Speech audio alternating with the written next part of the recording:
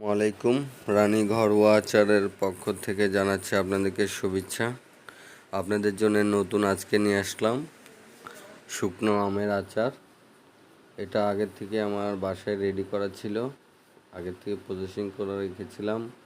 তো আপনাদের জন্য কিছু অর্ডার পেয়েছিলাম এগুলা বানানোর, তো এগুলা রেডি করতেছি এইমাত্র। তো আপনারা নতুন নতুন আচার খাওয়ার জন্য রানী আচারে লক করুন। এবং প্রথমে দিচ্ছি যে আপনার মিঠা জিরা, 5 ফোড়ন তেল দিয়েছি। এবার দিচ্ছি যে আপনার সরিষা বাটা, এগুলো আগের থেকে রেডি করে রাখছিলাম। সরিষা বাটা এখানে প্রায় 100 গ্রাম সরিষা বাটা আছে। তারপরে একটু নেড়ে দিচ্ছি। তো আপনারা যারা আমাদের রানী আচার খাওয়ার জন্য থাকেন, এটা দিচ্ছি যে আপনার রসুন বাটা, দালচিনি গোটা, এটা দিচ্ছি যে আপনার আদা বাটা 2 চামচ, একটু আবার নাড়লাম।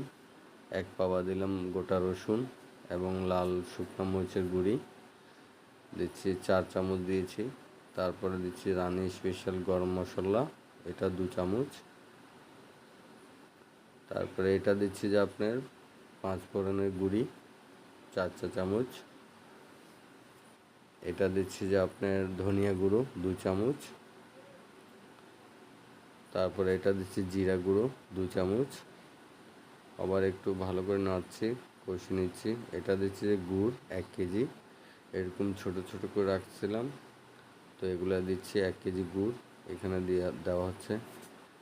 এখানে দিচ্ছি এখন পরিমাণ মতো লবণ এবং পরিমাণ মতো তেজপাতা দিয়ে ভালো করে নাড়ব এবং 10 মিনিটের জন্য রেখে দেব ভালো করে কষাবার জন্যে।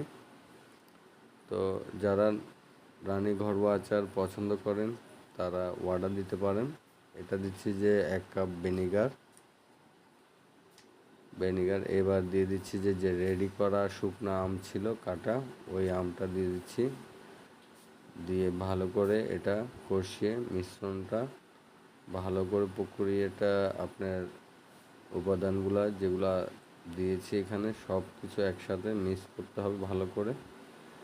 যারা ঘরে বানাবেন, আমাদের রানী ঘরোয়া আচার একদম ন্যাচারালভাবে আপনাদের জন্য ভিডিওটা বানানো হয়েছে। আপনারা দেখবেন, দেখে ভালো লাগবে এবং সুস্বাদু একটা ঘরের পরিবেশে তৈরি করা একটা আচারের পরিবেশ পাবেন।